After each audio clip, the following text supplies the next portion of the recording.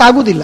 ಅದಕ್ಕಾಗಿ ಶ್ರೀಮದಾಚಾರ್ಯ ಹೇಳ್ತಾರೆ, ಮಮ ಸ್ವಾಮಿ ಅಂತ ತಿಳಿ, ಜೊತೆಗೆ ಸರ್ವಸ್ಯ ಪತಿರೇವಚ ಅಂತೂ ನೆನಪಿರಲಿ.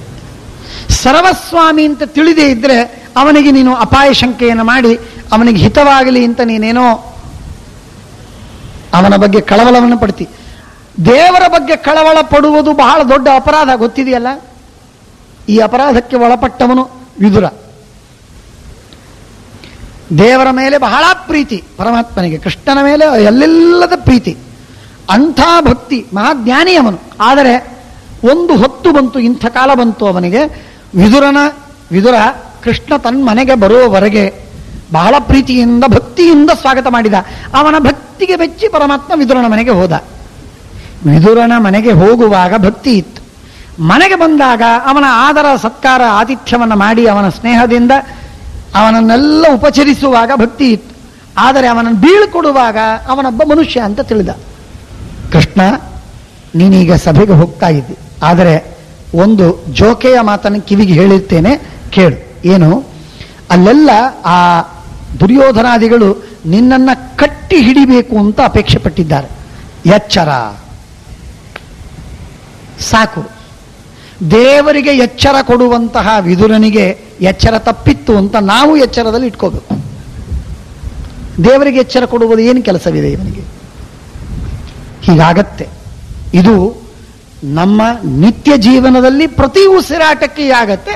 ವಿದುರನಿಗೆ ಇಡೀ ಜೀವನದಲ್ಲಿ ಒಮ್ಮಾಯಿ. ಆದರೆ ಒಮ್ಮಾದರೂ ಆದದ್ದು ಒಂದು ಸತ್ಯ, ಅದನ್ನು ಸುಳ್ಳು ಅಂತ ಮಾಡ್ಲಿಕ್ಕೆ ಆಗುವುದಿಲ್ಲ. ಸುಳ್ಳು ಅಂತ ಮಾಡ್ಲಿಕ್ಕೆ ಆಗುವುದಿಲ್ಲ. ಇತಿಹ ಆಸ ನಾಸನ ಆಸೈವ.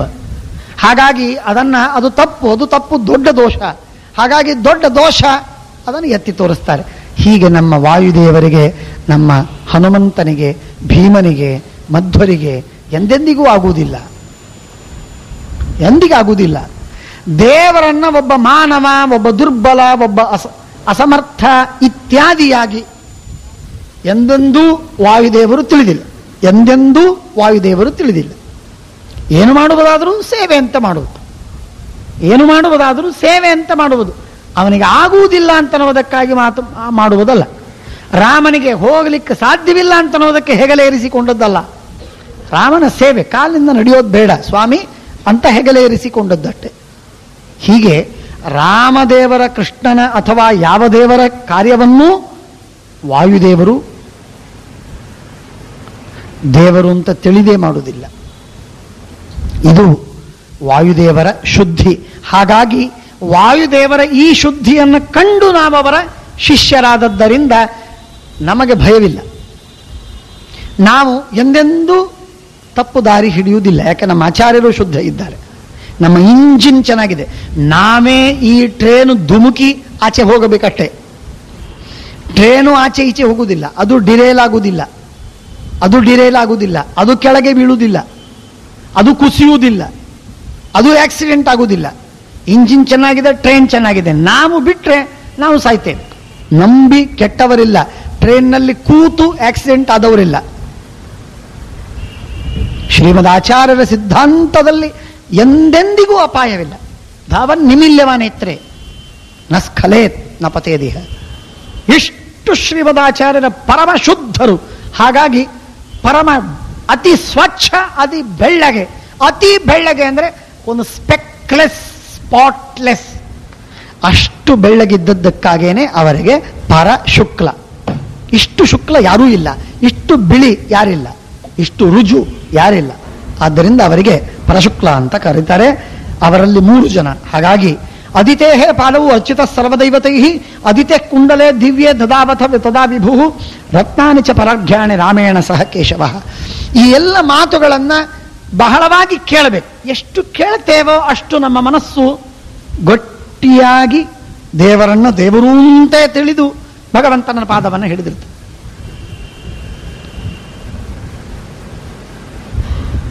ದೇವರನ್ನ ದೇವರು ಅಂತ ತಿಳಿದೆ, ಪರಮಾತ್ಮನನ್ನ ಅನಂತ ಅಂತ ತಿಳಿದೆ, ಪರಮಾತ್ಮನ ಸ್ವತಂತ್ರ ಅಂತ ತಿಳಿದೆ, ಪರಮಾತ್ಮನ ಸರ್ವಸ್ವಾಮಿ ಅಂತ ತಿಳಿದೆ, ಪರಮಾತ್ಮನ ಸರ್ವಾಧಾರ ಅಂತ ತಿಳಿಯದೆ, ಪರಮಾತ್ಮ ರಮಾದ್ಯ ಚಿಂತ್ಯ ಅಂತ ತಿಳಿಯದೆ, ಪರಮಾತ್ಮ ಇಲ್ಲದೆ ರಮಾದಿಗಳಿಗೆ ಅಸ್ತಿತ್ವವೂ ಇಲ್ಲ. ಇಲ್ಲ ಅಂದ್ರೆ ಇಲ್ಲ, ಸುತರಾಮ್ ಇಲ್ಲ. ಈ ಮಾತನ್ನು ನಾವು ತಿಳಿದೇ ಇದ್ದಾಗ ದೇವರು ದೇವರಾಗಲಿಲ್ಲ. ಶ್ರೀಮದ್ ಆಚಾರ್ಯರಿಗೆ ದೇವರನ್ನು ಹೇಳುವಾಗ, ದೇವರ ಮಾತುಗಳನ್ನು ಹೇಳುವಾಗ ಎಲ್ಲೆಲ್ಲೂ ಆನಂದ. ಅವರ ಆ ವಾಣಿ ಅಥವಾ ವಾಗ್ಝರಿ, ಆ ಓಘ ಭಾರಿ ವೇಗವಾಗಿ ಹರಿತದೆ. ಇದು ಶ್ರೀಮದಾಚಾರ್ಯರಿಗೆ ಭಗವಂತನಲ್ಲಿರುವಂತಹ ಶುದ್ಧ ಜ್ಞಾನ ಮತ್ತು ಭಕ್ತಿಗಳ ಅದರ ಒಂದು ನಿದರ್ಶನ. ಹಾಗಾಗಿ ವರಂ ಪ್ರಾದಾದ್ದೇವಮಾತಾ ಸತ್ಯಾಯೈ ವಿಗತಜ್ವರ, ಲಕ್ಷ್ಮೀದೇವಿಗೆ ಸತ್ಯಭಾಮೆಗೆ ಪರಮಾತ್ಮ ಇಬ್ಬರಿಗೆ ಆಶೀರ್ವಾದವನ್ನು ಮಾಡ್ತಾಳೆ. ಸತ್ಯಭಾಮ, ನಿನಗೆ ಆಶೀರ್ವಾದ ಮಾಡ್ತೇನಮ್ಮ, ವರ ಕೊಡ್ತೀನಿ, ಒಳ್ಳೆ ಕೆಲಸ ಮಾಡಿದ್ದೀನಿ, ನಿನಗೆ ಎಂದೆಂದಿಗೂ ಮುಪ್ಪು ಬರುವುದಿಲ್ಲ, ನಿನಗೆ ಎಂದಿಗೂ ಮುಪ್ಪು ಬರುವುದಿಲ್ಲ, ಮುದುಕಳಾಗುವುದಿಲ್ಲ ನೀನು ಅಂತ ಹೇಳಿ ವರವನ್ನು ಕೊಡ್ತಾಳೆ. ಜರಾನ್ನಯಾಸ್ಯ ಶುಭೆ ಯಾವತ್ ಕೃಷ್ಣೋಸ್ತಿ ಭೂತಲೆ, ಭೂಮಿಯಲ್ಲಿ ಕೃಷ್ಣ ಇರುವವರೆಗೆ ನಿನಗೆ ತಾರುಣ್ಯ ಹಿಂಗುವುದಿಲ್ಲ, ಇದು ನನ್ನ ವರ, ತಗೋ ಆಯ್ತಲ್ಲ ಅಂತ ಹೇಳಿ ಆಶೀರ್ವಾದ ಮಾಡಿ ಕೊಡಿಸ್ತಾಳೆ. ಅದನ್ನ ಅಷ್ಟೆಲ್ಲ ಐಶ್ವರ್ಯವನ್ನು ತಂದ ಪರಮಾತ್ಮ ದ್ವಾರಕೆಯಲ್ಲಿ ಇಟ್ಟ.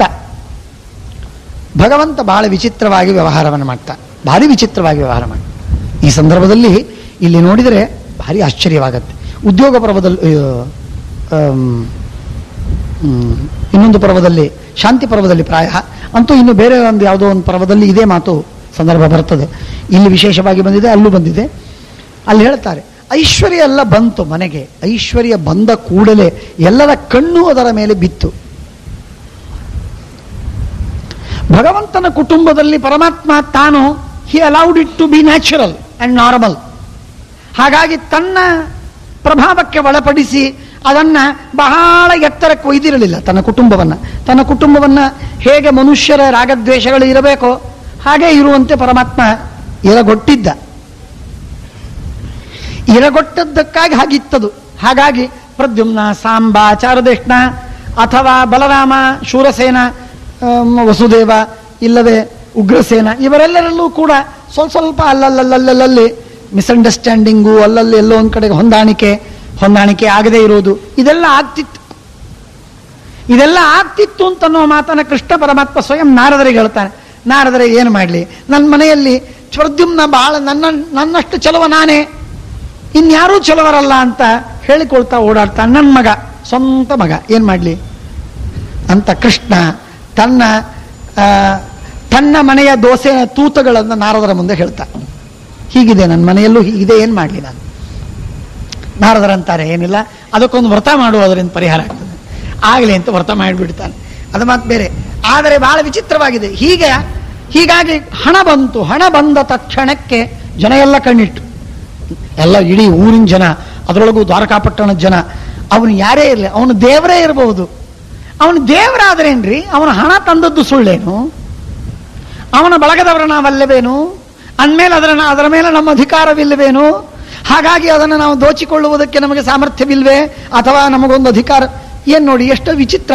ಅವನು ದೇವರಾದರೆ ಏನು ಅಂದ್ರೆ ದೇವರಿಗೂ ಬಿಡಲಾರದ ಒಂದು, ಆ ದೇವರ ಹಣದ ಮೇಲೂ ಕೂಡ ಜನರಿಗೆ ಮಮತೆ, ಎಷ್ಟು ವಿಚಿತ್ರ. ಆದ್ದರಿಂದ ಇದೆಲ್ಲ ನಾವು ಅರ್ಥ ಮಾಡಿಕೊಂಡಾಗ ನಮಗೆ ಜೀವನ ಇದು ನ್ಯಾಚುರಲ್ ಆಗಿ ಇರಬೇಕು, ಇದು ಎಬ್ನಾರ್ಮಲ್ ಆಗಿ ಕಾಣಬಾರದು ಅನ್ನುವುದಾದರೆ ಏನಿದೆಯೋ ಅದನ್ನು ಸತ್ಯವನ್ನು ಅಂಗೀಕಾರ ಮಾಡುವುದು ಬಹಳ ಕ್ಷೇಮ. ಅದರಿಂದ ಮನಸ್ಸಿಗೆ ಬಹಳ ತಲೆ ಬಿಸಿ ಆಗುವುದಿಲ್ಲ. ಹಾಗಾಗಿ ಹೇಳ್ತಾರೆ, ಅಲ್ಲಿ ದೊಡ್ಡ ಐಶ್ವರ್ಯ ಇತ್ತು, ಬಹಳ ದೊಡ್ಡ ಐಶ್ವರ್ಯವಿತ್ತು. ಆ ಐಶ್ವರ್ಯದ ಮೇಲೆ ಎಲ್ಲರೂ ಕಣ್ಣಿಟ್ಟಿದ್ರು. ಪರಮಾತ್ಮ ಎಲ್ಲರಿಗೂ ಕೊಟ್ಟ. ಯಾರ್ಯಾರು ಕಣ್ಣಿಟ್ಟಿದ್ರೋ ಅವರ ಕಣ್ಣಿನಿಂದ ನೋಡಿ ಪರಮಾತ್ಮ ತಿಳಿದ, ಇವರಿಗೆ ಬೇಕಾಗಿದೆ ಹಣ, ಕೊಟ್ಟು ಕಳಿಸಿದ. ಅವರವರ ಮನೆಗೇ ಕಳಿಸಿದ. ಯಾರೂ ಅಲ್ಲಿ ಬಂದು ಬೇಡುವ ಪ್ರಸಂಗ ಬರಬಾರದು, ಅವರಿಗೆ ಅವಮಾನವಾಗಬಾರದು. ಪರಮಾತ್ಮ ಅವರವರ ಮನೆಗೆ ಕಳಿಸಿದ. ರುಕ್ಮಿಣಿ ಸತ್ಯಭಾಮೆ ತನಗೆ, ತನ್ನ ರಾಜ್ಯಕ್ಕೆ, ತನ್ನ ಕೋಶಕ್ಕೆ ತಾನು ಸಾಕಷ್ಟು ಸಮೃದ್ಧವಾಗಿ ಇಟ್ಟುಕೊಂಡ, ಇಲ್ಲ ಅಂತಿಲ್ಲ. ಆದರೆ ತಂದದ್ದು ಕೃಷ್ಣ, ಹೋದದ್ದು ಇವರೆಲ್ಲರ ಪಾಲಿಗೆ. ಆಗತ್ತೆ ಹೀಗೆ. ತಂದದ್ದು ಒಬ್ಬರು, ಪಡೆದವರು ಅನೇಕರು, ಹೀಗೆಲ್ಲ ಆಗತ್ತೆ. ಆದ್ದರಿಂದ ತೊಷ್ಟಾವಾಸವ ಚೋದಿತ ರುಕ್ಮಿಣ್ಯ ಪ್ರವರೋ ವಾಸ ನಿರ್ಮಿತಸ್ಸು ಮಹಾತ್ಮನ ಸತ್ಯಭಾಮ ಪುನರ್ವೇಶ್ಮಂ ಸದಾ ವಸತಿ ಪಾಂಡುರಂ ಜಾಂಬವತ್ಯಾ ವಿಭೂಷಿತ. ಹಾಗೆ ಹೀಗೆ ಇವೆಲ್ಲ ಏಚ ನಂದನಜಾ ವೃಕ್ಷಾ ಏಚ ಚಿತ್ರರಥೇ ವನೆ ಸರ್ವೇತೆ ಯದುನಾಥೇನ ಸಮಂತಾತ್ ಪರಿರೋಪಿತಾ. ಆ ಸ್ವರ್ಗದಲ್ಲಿರುವಂತಹ ಏನೇನು ದೊಡ್ಡ ದೊಡ್ಡ ದಿವ್ಯವಾಗಿರತಕ್ಕಂತಹ ಗಿಡಗಳೋ ಮರಗಳೋ ವೃಕ್ಷಗಳೋ ಅವುಗಳನ್ನೆಲ್ಲ ತಂದು ಪರಮಾತ್ಮ ತನ್ನ ಅಂಗಳದಲ್ಲಿ ಇಟ್ಟ. ಅವುಗಳೆಲ್ಲ ಬೆಳಿತಾಯಿ.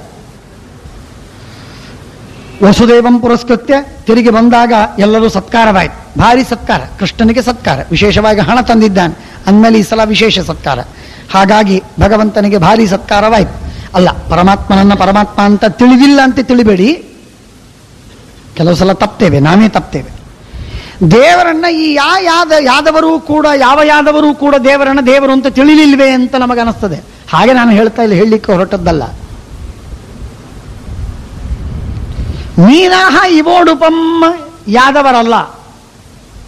ನಿಜ, ಕೆಲವೊಮ್ಮೆ ದೇವರನ್ನ ದೇವರು ಅಂತ ತಿಳಿಲಿಲ್ಲ. ಯಾವಾಗಲೂ ದೇವರು ಅಂತ ತಿಳಿದ್ರು, ಕೆಲವೊಮ್ಮೆ ದೇವರನ್ನ ದೇವರು ಅಂತ ತಿಳಿಯದೇ ಇದ್ದಂತಹ ಕಾಲ, ಹೊತ್ತು, ಗಳಿಗೆಗಳು ಇತ್ತು. ಇಷ್ಟೇ ಹೊರತು ಇದಕ್ಕೆ ಹೊರತಾಗಿ ನಾವು ತಿಳಿದರೆ ಯಾದವರ ಬಗ್ಗೆ ತಪ್ಪು ತಿಳಿದಂತೆ ಆಗತ್ತೆ. ಯಾದವರು ದೇವತೆಗಳು, ದೊಡ್ಡವರು, ಜ್ಞಾನಿಗಳವರು. ಆದ್ದರಿಂದ ಹಾಗೆಲ್ಲ ಅಲ್ಲ. ಹಾಗಾಗಿ ವಸುದೇವಂ ಪುರಸ್ಕೃತ್ಯ ವೇಣುಶಂಕರ ವೈಸಹ ಉಗ್ರಸೇನ ಬಂದ, ವಸುದೇವರ ಬಂದ, ದೇವಕಿ, ರೋಹಿಣಿ, ಮಣಿಪರ್ವತ ಬಂತು, ಸಭೆಯಲ್ಲಿಟ್ಟಿದ್ದಾನೆ. ಸಾಂದೀಪಿನಿ ಪೂರ್ವಬ್ರಾಹ್ಮಣ ಹಿಂದಿನ ಗುರುಗಳು ಅವರು ಬಂದಿದ್ದಾರೆ. ಎಲ್ಲರೂ ಕೂತಿದ್ದಾರೆ, ನೋಡ್ತಾ ಇದ್ದಾರೆ. ಸರ್ವೇಶಾಂ ನಾಮ ಜಗ್ರಾಹ, ಎಲ್ಲರ ಹೆಸರನ್ನು ತೆಗೆದುಕೊಂಡು ಅವರವರಿಗೆ ನಮಸ್ಕಾರ ಮಾಡಿದ. ವ್ಯಭಜತ್ತಾನಿತೇಭ್ಯೋಥ ಸರ್ವೇಭ್ಯೋ ಯದುನಂದನಃ. ಆ ಎಲ್ಲ ಮಣಿಪರ್ವತವನ್ನ ಆಗಿಂದಾಗ ಅವರವರಿಗೆ ವಿಭಾಗ ಮಾಡಿ ಕೊಟ್ಟೇ ಬಿಟ್ಟ ಪರಮಾತ್ಮ. ಹೀಗೆ ಅನಿಸೋದು ಬೇಡ, ಯಾರಿಗೂ ನಮಗೆ ಯಾವಾಗ ಕೊಡ್ತಾನೆ ಅಂತ ಅನಿಸೋದೇ ಬೇಡ. ಕೊಟ್ಟೇ ಬಿಟ್ಟ ಪರಮಾತ್ಮ. ತಂದದ್ದೇ ತಂದ, ಬಂದದ್ದೇ ಬಂದ, ಕೊಟ್ಟೇ ಬಿಟ್ಟ. ಕೊಟ್ಟು ಆಮೇಲೆ ಮನೆಗೆ ಹೋಗಿ ಸ್ನಾನ ಮಾಡಿ ಊಟ ಮಾಡ್ತಾನೆ ಪರಮಾತ್ಮ. ಅಲ್ಲಿವರೆಗೆ ಹೋಗಲಿಲ್ಲ ಅವನು ಒಳಗಡೆ. ಅಯಂ ಶತಸಹಸ್ರಾಣಿ ದಾನಮಾನ ಮರಿಂದಮಃ ಪಾತಾಳ ವಿವರಂ ಯಯೌ ನಿಹತ್ಯ ಪುಂಡರೀಕಾಕ್ಷ ತದಿದಂ ಶೌರಿಣ ವಿತ್ತಂ ಪ್ರಾಪಿತಂ ಭವತಾಮಿಹ ಶಿಲಾಸಂಘಾನ್ ಅತಿಕ್ರಮ್ಯ ನಿಕುಂಭ ಸಗಣೋಹತಃ ಹೇಗ್ರೀವ. ಎಲ್ಲ ಐಶ್ವರ್ಯ. ಪಾತಾಳದಿಂದ ಐಶ್ವರ್ಯವನ್ನು ತಂದು ನರಕಾಸುರ ತಂದು ಇಟ್ಟುಕೊಂಡಿದ್ದು. ಇಷ್ಟು ಐಶ್ವರ್ಯವಿತ್ತು ಪಾತಾಳದಲ್ಲಿ. ಕುಬೇರನಿಗಿಂತಲೂ ಹೆಚ್ಚಿನ ಐಶ್ವರ್ಯ, ಇಂದ್ರನಿಗಿಂತಲೂ ಹೆಚ್ಚಿನ ಐಶ್ವರ್ಯ. ಹಾಗಾಗಿ ಭಾರಿ ಭಾರಿ ಮಣಿಗಳು, ಭಾರಿ ಭಾರಿ ಪದಾರ್ಥಗಳಲ್ಲಿ ಅವುಗಳನ್ನೆಲ್ಲ ತಂದಿಟ್ಟುಕೊಂಡದ್ದು. ಹಾಗಾಗಿ ಅವೆಲ್ಲ ಆಯಿತು. ವಿಭೂತಿಂ ದ್ರಷ್ಟು ಮನಸಃ. ಇಷ್ಟೆಲ್ಲ ಐಶ್ವರ್ಯವನ್ನು ತಂದದ್ದನ್ನು ನೋಡುವುದಕ್ಕಾಗೇನೆ ಊರಿನ ಜನ ಎಲ್ಲ ಬಂದಿತ್ತು. ಅವರೆಲ್ಲ ನೋಡಿ ಪ್ರದಕ್ಷಿಣೆ ಹಾಕಿ ನಮಸ್ಕಾರ ಮಾಡಿ ಎಂಥ ಅದ್ಭುತ ಅಂತ ಹೇಳಿ ಆಶ್ಚರ್ಯಪಟ್ಟು ಸಂತೋಷದಿಂದ ಅವರೆಲ್ಲ ತಮ್ಮ ತಮ್ಮ ಮನೆಯನ್ನು ಸೇರಿದರು. ಯಶೋದಾಯಾಹ ದುಹಿತಾ ವೈ ಕ್ಷಣೇನ ಹಿ ಏಕಾನಂಗೇತಿ ತಾವ್ಯಾಮಾಹು ಕನ್ಯಾಂ ವೈ ಕಾಮರೂಪಿಣಿಂ ಯತ್ಕೃತೆ ಸಗಣಂ ಕಂಸಂ ಜಗಾನ ಪುರುಷೋತ್ತಮಃ ತತಸ್ಸ ಭಗವಾನ್ ರಾಮಃ ತಮುಪಕ್ರಮ್ಯ ಭಾಮಿನೀಂ ದದೃಶುಸ್ತಾಂ ಸಭಾ ಮಧ್ಯೆ ಭಗಿನೀಂ ರಾಮಕೃಷ್ಣಯೋ. ಈ ಎಲ್ಲ ಕನ್ನಿಕೆಯರನ್ನ ಪರಮಾತ್ಮ ಮದುವೆಯಾದ. ಒಂದೇ ಹೊತ್ತಿಗೆ ಅಷ್ಟು ರೂಪಗಳನ್ನು ತಾಳಿ 16,100 ರೂಪಗಳನ್ನು, ಎಷ್ಟು ಹೇಳಿ, 16,100 ರೂಪಗಳನ್ನು ತಾಳಿ ಪರಮಾತ್ಮ ಮದುವೆಯಾದ. ಇಷ್ಟೆಲ್ಲರ ಜೊತೆಗೆ, ಜನರ ಜೊತೆಗೆ ಮದುವೆಯಾಗಿ ಭಗವಂತ ಸರ್ವಾಸಂಚ ಯದುಶ್ರೇಷ್ಠೋ ಗೇಹೇ ಗೇಹೇ ವಿಹಾರವಾನ್ ರುಕ್ಮಿಣ್ಯ ಸದನಂ ಪುನಃ. ರುಕ್ಮಿಣಿಯ ಮನೆಯಲ್ಲಿ ಪರಮಾತ್ಮ ವಾಸವಾಗಿದ್ದ. ಎಲ್ಲರ ಮನೆಗೆ ಹೋಗಿ ಬಂದ, ಭೇಟಿಯಾಗಿ ಬಂದ, ಯೋಗಕ್ಷೇಮ ತೆಗೆದುಕೊಂಡ. ಹೀಗೆ ಪರಮಾತ್ಮ ಬಹಳ ಸುಖವಾಗಿ ಇರುವಾಗ ಬಾಣಾಸುರನ ಮಗಳು ಉಷಾ, ಅವಳು ಅನಿರುದ್ಧನನ್ನ ಕನಸಿನಲ್ಲಿ ಕಂಡು ಅನಿರುದ್ಧನನ್ನ ಚಿತ್ರ ಬರೆಸಿ ನೋಡಿ ಧಾತೃ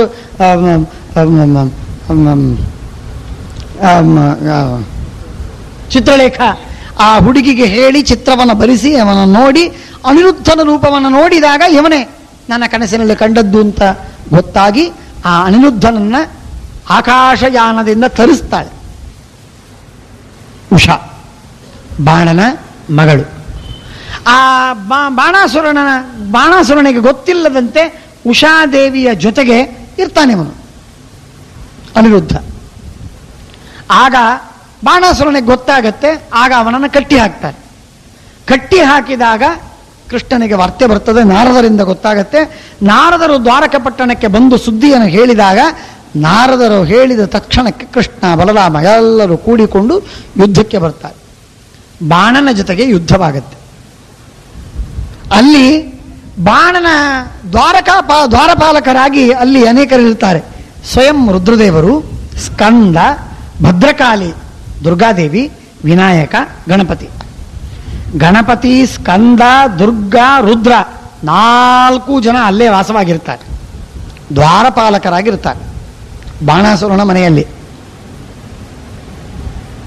ನಿಮ್ಮ ದೇವರು ಆ ಬಲಿಚಕ್ರವರ್ತಿಗೆ ಪಾತಾಳದಲ್ಲಿ ಮತ್ತೆ ದ್ವಾರಪಾಲಕನಾಗಿರುವಾಗ ರುದ್ರದೇವರು ಯಾಕಾಗಬಾರದು ಬಾಣಾಸುರನಿಗೆ? ಹಾಗಾಗಿ ಬಾಣಾಸುರನ ಮನೆಯಲ್ಲೂ ದ್ವಾರಪಾಲಕರಾಗಿ ಈ ರುದ್ರ, ದುರ್ಗ, ಸ್ಕಂದ, ಗಣಪತಿ 4 ಜನ ಇರ್ತಾರೆ. ಅಲ್ಲಿ ಬಂದಾಗ ಯುದ್ಧವಾಗತ್ತೆ, ಘನಘೋರ ಯುದ್ಧವಾಗತ್ತೆ, ಅತೀ ಘನಘೋರವಾದ ಯುದ್ಧ. ರುದ್ರದೇವರು ಒಂದು ತಮ್ಮ ಜ್ವರವನ್ನು ಸೃಷ್ಟಿ ಮಾಡ್ತಾರೆ. ಅದಕ್ಕೆ ಶೈವಜ್ವರ ಅಂತ ಹೆಸರು. ಶೈವಜ್ವರ ನೋಡಿ, ಬಹಳ ಮಹತ್ವದ್ದು. ಶೈವಜ್ವರ ಅಂತ ಸೃಷ್ಟಿ ಮಾಡ್ತಾರೆ. ಆ ಶೈವಜ್ವರವನ್ನು ಸೋಲಿಸಿ ಬಿಡ್ತಾನೆ ಪರಮಾತ್ಮ. ಆದರೆ ಶೈವಜ್ವರವನ್ನು ತಾನು ಸೋಲಿಸುವುದರ ಜೊತೆಗೆ ಇನ್ನೊಂದು ಕೆಲಸ ಮಾಡ್ತಾನೆ, ತಾನು ವೈಷ್ಣವ ಜ್ವರ ಅಂತ ಸೃಷ್ಟಿ ಮಾಡ್ತಾನೆ. ನೋಡಿ, ಅಂದರೆ ಜ್ವರದಲ್ಲೂ ಕೂಡ ಶೈವ ಮತ್ತು ವೈಷ್ಣವ, ಏಕಾದಶಿಯಲ್ಲೂ ಶೈವ, ಸ್ಮಾರ್ತ, ವೈಷ್ಣವ ಏಕಾದಶಿ, ಹಾಗೆ ಜ್ವರದಲ್ಲಿ. ಅಂದರೆ ಆದರೆ ಇಷ್ಟೇ, ವೈಷ್ಣವ ಏಕಾದಶಿಯನ್ನು ನಾವು ಮಾಡ್ತೇವೆ, ಶೈವ ಏಕಾದಶಿಯನ್ನು ಅವರು ಮಾಡ್ತಾರೆ. ನಮಗೆ ವೈಷ್ಣವ ಜ್ವರ ಬರುವುದಿಲ್ಲ, ಅವರಿಗೆ ವೈಷ್ಣವ ಜ್ವರ ಬರ್ತದೆ, ನಮಗೆ ಶೈವ ಜ್ವರ ಬರ್ತದೆ. ಹೀಗೆ ತಿಳ್ಕೊಬೇಡಿ. ಮತ್ತೆ ಪಟ್ಟಿನಲ್ಲಿ ಹೆಸರು ಶಿವದೇವರ, ರುದ್ರದೇವರ ಅಧೀನವಾಗಿರುವ ಜ್ವರ ಶೈವಜ್ವರ, ವಿಷ್ಣುವಿಗೆ ಅಧೀನವಾಗಿರುವ ಜ್ವರ ವೈಷ್ಣವ ಜ್ವರ. ಹೀಗೆ ಇವೆರಡು ಜ್ವರಗಳು. ಆ ಜ್ವರಗಳ ಹೊಡೆದಾಡಿಕೊಳ್ತವೆ. ಹೊಡೆದಾಡಿ ಆಡಿ ಆಡಿ ಆಡಿ ವೈಷ್ಣವ ಜ್ವರ ಶೈವ ಜ್ವರವನ್ನ ಟೆಂಪರೇಚರ್ ಕಮ್ಮಿ ಮಾಡಿಬಿಡ್ತದೆ. ಅದು ಸೋತೋಯ್ತು, ಶೈವ ಜ್ವರ ಸೋತೋಯ್ತು. ಜ್ವರಂ ಸ್ಕಂದಮುಪಾಪತಿಂ ಶ್ರೀಮದಾಚಾರ್ಯರು ಬಹಳ ಸುಂದರವಾಗಿ ಹೇಳ್ತಾರೆ. ಏನು ಅದ್ಭುತ ರೀ ನಮ್ಮ ಶ್ರೀಮದಾಚಾರ್ಯ, ಬಹಳ ಚಂದ.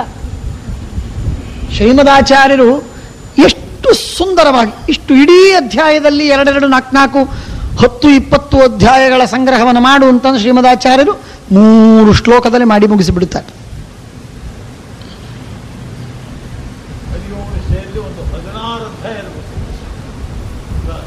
ಇಂಥ ವಿಸ್ತಾರವಾದ ಕಥೆಗಳನ್ನು ಸಣ್ಣ ಮಾತಿನೊಳಗೆ ಹೇಳಿ ಮುಗಿಸಿಬಿಡ್ತಾರೆ ಸನಿರ್ಣಯವಾಗಿ. ಅವನ ಭೂತ, ಭವಿಷ್ಯ, ವರ್ತಮಾನ ಎಲ್ಲವನ್ನು ಹೇಳಿ ಅತೀತಾನಾಗತಗಳ ಕಥೆಯನ್ನ, ಹಿನ್ನೆಲೆ ಮುನ್ನೆಲೆಗಳನ್ನು ಕೊಡ್ತಾ, ಯಾಕೆ ಹೀಗೆ ಮಾಡಿದ, ಹಿನ್ನೆಲೆ ಏನು ಅದನ್ನು ಹೇಳ್ತಾರೆ, ಯಾಕೆ ಹೀಗೆ ಮಾಡಬೇಕಾಗಿತ್ತು, ಮುಂದೇನಾಗೋದಿದೆ ಅದನ್ನು ಸಣ್ಣ ಸಣ್ಣ ಟಿಪ್ಪಿನಲ್ಲಿ ಮುಗಿಸಿ ಕಥೆಯನ್ನು ಮುಗಿಸಿಬಿಡ್ತದೆ. ಅದ್ಭುತ ಕೌಶಲ. 5,000 ಶ್ಲೋಕಗಳಲ್ಲಿ ಸಮಗ್ರ ಸಾಹಿತ್ಯ.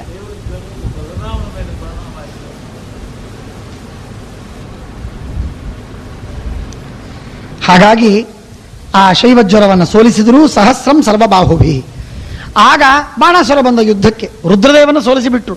ರುದ್ರದೇವರ ಸೋಲಿಸುವ ಸಂದರ್ಭದಲ್ಲಿ ಬಹಳ ವಿಚಿತ್ರವಾಗುತ್ತೆ. ಒಂದು ರುದ್ರದೇವರ ಸೋಲಿಸುವ ಸಂದರ್ಭದಲ್ಲಿ ಸಾಕ್ಷಾತ್ ಬ್ರಹ್ಮದೇವರು ಬರ್ತಾರೆ. ರುದ್ರ ಯುದ್ಧಕ್ಕೆ ಬರ್ತಾನೆ. ಯುದ್ಧಕ್ಕೆ ಬಂದಾಗ ಬ್ರಹ್ಮದೇವರು ಬರ್ತಾರೆ. ಬ್ರಹ್ಮದೇವರು ಬಂದು, ರುದ್ರ ಏನಾ ನೀನು ಮಾಡ್ತಾ ಇದ್ದದ್ದು, contradiction, what is that contradiction ಅಂತ ಕೇಳ್ತಾರೆ ರುದ್ರದೇವರು. ಬ್ರಹ್ಮದೇವರು ಹೇಳ್ತಾರೆ, ನೋಡ್ಕೋ ಅಂತ ಹೇಳಿ ಕೃಷ್ಣನ ಹೊಟ್ಟೆಯಲ್ಲಿ ಅವನನ್ನು ಕರ್ಕೊಂಡು ಹೋಗಿ ತೋರಿಸ್ತಾರೆ. ತೋರಿಸಿದ ನೋಡಿದರೆ ಅಲ್ಲೊಂದು ದೊಡ್ಡ ಬಿಲ್ವ ವನ. ಆ ವನದಲ್ಲಿ ರುದ್ರದೇವರು ತಪಶ್ಚರ್ಯವನ್ನು ಮಾಡ್ತಾ ಇದ್ದಾರೆ. ಕ್ಲೀಂ ಕೃಷ್ಣಾಯ ನಮಃ, ಓಂ ಕ್ಲೀಂ ಕೃಷ್ಣಾಯ ನಮಃ, ಓಂ ಕ್ಲೀಂ ಕೃಷ್ಣಾಯ ನಮಃ, ಓಂ ಕ್ಲೀಂ ಕೃಷ್ಣಾಯ ನಮಃ. ಓಂ ಜಪ ಮಾಡ್ತಾ, ಧ್ಯಾನ ಮಾಡ್ತಾ, ಕೃಷ್ಣನ ಧ್ಯಾನವನ್ನು ಮಾಡ್ತಾ ಜಪ ಮಾಡ್ತಾ ಇದ್ದಾರೆ. ಬಿಲ್ವವನದಲ್ಲಿ ಅಲ್ಲಿ ತಪಶ್ಚರ್ಯವನ್ನು ಮಾಡ್ತಾ ಇದ್ದಾರೆ. ಅದನ್ನ ರುದ್ರದೇವರಿಗೆ ತೋರಿಸಿದ್ರು. ರುದ್ರ, ನೋಡು, ನೀನು ಅಲ್ಲಿ ಕೂತು ತಪಶ್ಚರ್ಯ ಮಾಡ್ತಾ ಇದ್ದೀಯಲ್ಲ, ಒಂದ್ಸಲ ಒಂದ್ ಕಡೆಗೆ ಕೃಷ್ಣನ ಅನುಗ್ರಹವಾಗಲಿ ಅಂತ ಒಂದ್ ಕಡೆಗೆ ತಪಶ್ಚರ್ಯ, ಇಲ್ಲಿ ಹೊರಗಡೆ ಬಂದು ಕೃಷ್ಣನ ವಿರುದ್ಧವಾಗಿ ಯುದ್ಧ. ಇದೇನಿದು? ಒಂದ್ ಕಡೆಗೆ ತಪಶ್ಚರ್ಯ, ಇನ್ನೊಂದ್ ಕಡೆಗೆ ಯುದ್ಧ. ಇದೆಂಥ ಕೆಲಸ? ರುದ್ರದೇವರಿಗೆ ಹೇಳಿದ, ಹೀಗೆ ಡಬಲ್ ಗೇಮ್ ಆಡ್ಲಿಕ್ಕೆ ಹೋಗ್ಬೇಡ. ಹೊರಗಿದ್ದವನು ಕೃಷ್ಣ, ಒಳಗಿದ್ದ ಕೃಷ್ಣನೇ. ಆ ಮಂತ್ರ ಪ್ರತಿಪಾದ್ಯ ಕೃಷ್ಣನೇ ಇಲ್ಲಿ ಹೊರಗಿದ್ದಾನೆ, ಅವನ ಜೊತೆಗೆ ಯುದ್ಧವಾಡ್ತಾ ಇದ್ದಿ. ಇದು ತಪ್ಪು, ನಾನ್ ಸೆನ್ಸ್, ಬಿಟ್ಬಿಡದನ್ನ ಅಂದಾಗ ರುದ್ರದೇವರು ತಪ್ಪಾಯಿತು ಅಂತ ಕ್ಷಮಾಪಣೆ ಬೇಡಿಕೊಂಡು ಉದ್ಧಾರವಾಗ್ತಾರೆ. ಅಲ್ಲಿಯವರೆಗೂ ರುದ್ರದೇವರನ್ನು ಬಿಟ್ಟದ್ದಲ್ಲ ಅಜ್ಞಾನ. ಅಂದ್ರೆ ಎಂತೆಂಥ ದೇವತೆಗಳಿಗೆ ಅಂದ್ರೆ ನಮ್ಮ ಪಾಡೇನು ಅಂದ್ರೆ ನಮ್ಮ ಅವಸ್ಥೆ ಏನು ಅಂತ. ನಾವು ಯಾವ ಗಿಡದ ತೊಪ್ಪಲಲ್ಲ, ಯಾವ ಜಗತ್ತಿನ ಒಂದು ಸಣ್ಣ ಸಣ್ಣ ಕಣ, ಒಂದು ಡಸ್ಟ್. ಏನು ಅವಸ್ಥೆ ನಮ್ಮ, ಎಂಥ ಪಾಮರರು ನಾವು. ರುದ್ರದೇವರಂತಹ ರುದ್ರದೇವರಿಗೆ ಪರಮಾತ್ಮನ ವಿರೋಧವನ್ನು ಮಾಡಬೇಕಾಯಿತು. ಯುದ್ಧವನ್ನು ಮಾಡಿದ್ರು. ಯುದ್ಧವನ್ನಾಡಿದಾಗ ಬ್ರಹ್ಮದೇವರು ಬಂದು ಬಾಯಿಯಿಂದ ಹೇಳಿದ್ರೆ ಕೇಳಲಿಲ್ಲದೆ ಇದ್ದಕ್ಕೆ ಅವರನ್ನು ಕರ್ಕೊಂಡು ಹೋಗಿ ಬಿಲ್ವವನವನ್ನು ತೋರಿಸಿ, ಕೃಷ್ಣನ ಹೊಟ್ಟೆಯಲ್ಲಿರುವಂತಹ ಕುಕ್ಷಿಗಂ ಯಸ್ಯ ವಿಶ್ವಂ ಸದಾ ಅಜಾದಿಕಂ, ಇಡೀ ಬ್ರಹ್ಮಾಂಡ ಪರಮಾತ್ಮನ ಹೊಟ್ಟೆಯಲ್ಲಿದೆ. ಹಾಗಾಗಿ ಬಿಲ್ವವನವು ಕೃಷ್ಣನ ಹೊಟ್ಟೆಯಲ್ಲಿತ್ತು. ಕೃಷ್ಣನ ಹೊಟ್ಟೆಯಲ್ಲಿರುವ ಬಿಲ್ವವನದಲ್ಲಿ ಕರ್ಕೊಂಡು ಹೋಗಿ ನೋಡು, ನೀನೇ ತಪಶ್ಚರ್ಯವನ್ನು ಮಾಡ್ತಾ ಇದ್ದಿ ಕೃಷ್ಣನನ್ನು ಕುರಿತು, ಅದೇ ಕೃಷ್ಣನ ಕುರಿತು ಯುದ್ಧವಾಡ್ತಾ ಇದ್ದೀಯಾ, ಏನು ಮಾಡ್ತೀಯ ಯುದ್ಧ ಬಿಡು ಅಂದಾಗ ರುದ್ರದೇವರು ಬಿಟ್ಟು ಶರಣಾಗತರಾದರು. ಆಗ ಅವರ ಉದ್ಧಾರವಾಯಿತು. ಈ ಕಥೆಯನ್ನ ನಾವು ಶ್ರೀಮದಾಚಾರ್ಯರು ಹೇಳ್ತಾರೆ, ಬಹಳ ಅದ್ಭುತವಾದದ್ದು. ಹಾಗಾಗಿ ಅದಕ್ಕೂ ಮೊದಲು ಬಾಣಾಸುರ ಬರ್ತಾನೆ. ಬಾಣಾಸುರನ ಜೊತೆಗೆ ಘನಘೋರ ಯುದ್ಧವಾಗತ್ತೆ. ಬಾಣಾಸುರನ ಎಲ್ಲ ಕೈಗಳನ್ನು ಒಂದೊಂದಾಗಿ ಕತ್ತರಿಸ್ತಾ ಹೋಗ್ತಾನೆ. ಎಲ್ಲ ಕೈಗಳನ್ನು ಕತ್ತರಿಸಿದರೆ ಕೊಂದಾಕಿದಂತೆ ಆ ಬೇಡ ಅಂತ ಹೇಳಿ ರುದ್ರದೇವರು ಕಾಲಿಗೆ ಬಿದ್ದು ಬೇಡಿಕೊಂಡದ್ದಕ್ಕೆ 2 ಕೈಗಳನ್ನು ಶಿಲ್ಲಕ್ಕುಳಿಸ್ತಾನೆ. 2 ಕೈಗಳನ್ನು ಉಳಿಸಿ ಉಳಿದೆಲ್ಲ ಕೈಗಳನ್ನು ಲೋಪ ಮಾಡಿ ಪರಮಾತ್ಮ ಬಾಣಾಸುರನನ್ನು ಬಿಟ್ಟು ಬಿಡ್ತಾನೆ. ಬಾಣಾಸುರ ಆ 1000 ಕೈಗಳು ಹೋಯಿತು ಅಂತ ನಮ್ಮ ದುಃಖದಿಂದ 2 ಕೈಗಳು ಉಳಿದದ್ದಕ್ಕಾಗಿ ಕೃಷ್ಣನಿಗೆ ಕೃತಜ್ಞನಾಗಿ, ಬಾಣಾಸುರನಲ್ಲಿ ಬಾಣ ಎಂಬ ಒಬ್ಬ ದೈತ್ಯ ಇದ್ದ, ಆದರೆ ಅವನೊಬ್ಬ ಭಕ್ತನೂ ಹೌದು, ವಿಷ್ಣು ಭಕ್ತ ಹೌದು. ಹಾಗಾಗಿ ಅವನನ್ನು ಬಿಟ್ಟು ಬಿಡ್ತಾನೆ, ಒಳ್ಳೆ ಭಕ್ತನಾಗಿ ಉಳಿತಾನೆ. ಸಹಸ್ರ ಬಾಹುಶ್ಚಿಚ್ಛೇದ ಬಾಣಸ್ಯಾಮಿತ ತೇಜಸಃ. ಇಂಥ ಅದ್ಭುತವಾದಂತಹ ಪರಾಕ್ರಮ ಇದೇ ಕೃಷ್ಣ. ಇನ್ನೊಂದು ಸಲ ಒಂದು ಕಥೆ ಹೇಳ್ತೀನಿ, ಭಾರಿ ವಿಚಿತ್ರವಾದಂತಹ ಕಥೆ ಹೇಳ್ತೀನಿ ಕೇಳು ಅಂತಂತಾರೆ ಭೀಷ್ಮರು ಧರ್ಮರಾಜನಿಗೆ. ಧರ್ಮ, ನಿನಗೆ ನೆನಪಿದೆಯೇನೋ ಒಂದ್ಸಲ ಇಂಥ ಒಂದು ಪರ್ವತದಲ್ಲಿ ಹೋದಾಗ ಆ ಕೃಷ್ಣನ ತಪಶ್ಚರ್ಯವನ್ನು, ಕೃಷ್ಣನ ಸಾಮರ್ಥ್ಯವನ್ನು ನೋಡುವುದಕ್ಕೆ ಸ್ವಯಂ ಎಲ್ಲ ಭೀಷ್ಮ ದ್ರೋಣಾದಿಗಳು, ನಾನು ಯುದ್ಧವಾಡಿದೆ. ಕೃಷ್ಣ ಹೇಳಿದ, ಆಣೆ ಮಾಡಿದ, ನೀವೆಲ್ಲರೂ ನನ್ನ ಜೊತೆಗೆ ಯುದ್ಧವಾಡಬೇಕು ಅಂತ. ನಾವೆಲ್ಲರೂ ಅವನ ಆಜ್ಞೆಗೆ ತಕ್ಕಂತೆ ನಾವು ಯುದ್ಧವಾಡಿದ್ದೀವಿ, ದ್ರೋಣಾಚಾರ್ಯ ಆಡಿದ್ವಿ. ಆಗ ಗಾಂಡೀವ ಧನ್ವಾನಂ ಕ್ರೀಡಾರ್ಥಂ ಮಧುಸೂದನ, ಅರ್ಜುನ ಬಂದ ಗಾಂಡೀವ ಧನುಷ್ಯವನ್ನು ತೆಗೆದುಕೊಂಡು ಯುದ್ಧವಾಡುವುದಕ್ಕೆ ಬಂದಾಗ ಒಂದು ಕ್ಷಣದಲ್ಲಿ ಗಾಂಡೀವ ಧನ್ವಿಯಾದಂತಹ ಅರ್ಜುನನನ್ನು ಸೋಲಿಸಿಬಿಡ್ತಾನೆ ಪರಮಾತ್ಮ. ಒಂದೇ ಕ್ಷಣದಲ್ಲಿ ತಪ್ಪಿಪ್ಪಾಗ್ತಾನೆ ಅರ್ಜುನ. ಏನಾಯಿತು ನಂದವಸ್ಥೆ ಅಂತ ಅವನಿಗೆ ಎಚ್ಚರ ಬರೋದ್ರೊಳಗೆ, ತಾನು ಏನು ಮಾಡಬೇಕು ಅಂತ ಅವನ ಜಡ್ಜ್ಮೆಂಟ್ ಬರೋದ್ರೊಳಗೇನೆ ಅವನನ್ನು ಸೋಲಿಸಿಬಿಟ್ಟಿದ್ದ. ಇಷ್ಟು ಫಾಸ್ಟ್ ಆಗಿ ಭಗವಂತ ಅವನನ್ನು ಪರಾಸ್ತಗೊಳಿಸಿದ್ದ. ಇದು ನೋಡಿದೆಯಲ್ಲ, ನೆನಪಿದೆಯಲ್ಲ ನಿನಗೆ? ನಾವೆಲ್ಲ ಯುದ್ಧ ಆಡಿದ್ವಿ. ದ್ರೋಣಂ ಕರ್ಮಂ ಕರ್ಣಂ ಕೃಪಂ ಕರ್ಣಂಚ ಭೀಮಸೇನಂ. ಭೀಮಸೇನ ದೇವರನ್ನು ಕೃಷ್ಣ ಸೋಲಿಸಿಬಿಟ್ಟ. ಅಂದರೆ ಭೀಮಸೇನ ಯುದ್ಧಕ್ಕೆ ಬಂದ. ಹೌದು, ಯುದ್ಧಕ್ಕೆ ಬಂದ ಅಂದರೆ ಪರಮಾತ್ಮನ ವಿರೋಧವನ್ನು ಮಾಡಿದಂತೆ ಆಗಲಿಲ್ವೇ? ಇಲ್ಲ. ಯಾಕೆ? ಪರಮಾತ್ಮ ಆಜ್ಞೆ ಮಾಡಿದ್ದ. ಕುಂತಿ ಬೇಡಿದ್ಲು, ಕೃಷ್ಣ ನಿನ್ನ ಸಾಮರ್ಥ್ಯವನ್ನು ಕಂಡು ನೋಡಿ ನಾನು ಸಂತೋಷ ಪಡಬೇಕು ಅಂತ ನನಗೆ ಅಪೇಕ್ಷೆ ಇದೆ, ಆಸೆ ಇದೆ, ಅದನ್ನು ಪೂರೈಸು. ಎಲ್ಲರನ್ನು ಸೋಲಿಸ್ಬೇಕು ನೀನು, ಇದನ್ನು ನೋಡಬೇಕಾಗಿದೆ.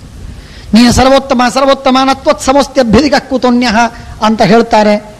ಗರೀಯಸೇ ಬ್ರಹ್ಮಣೋಪ್ಯಾಧಿಕರ್ತ್ರೆ ಅಂತ ನಿನ್ನ ಕೊಂಡಾಡ್ತಾರೆ. ನಿಜ, ಬ್ರಹ್ಮಣ ಅಪ್ಪ ಅಂತ ಹೇಳ್ತಾರೆ. ನಿನ್ನ ಸಾಮರ್ಥ್ಯವನ್ನು ನೋಡಬೇಕಾಗಿದೆ ಸ್ವಾಮಿ, ಒಂದ್ಸಲ ತೋರಿಸಿ.